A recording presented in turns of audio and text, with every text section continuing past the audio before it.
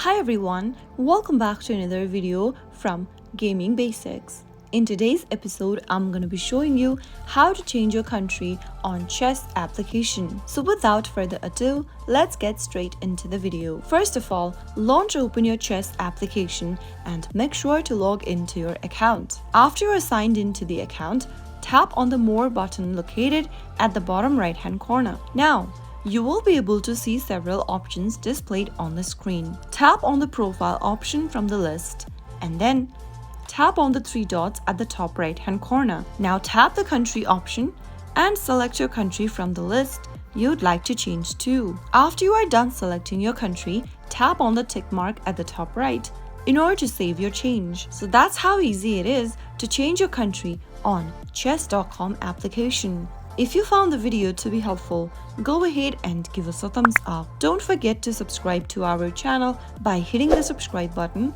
Also press the bell icon so that you'll never miss another upcoming upload from us. I'll see you again in the next video. Goodbye till then.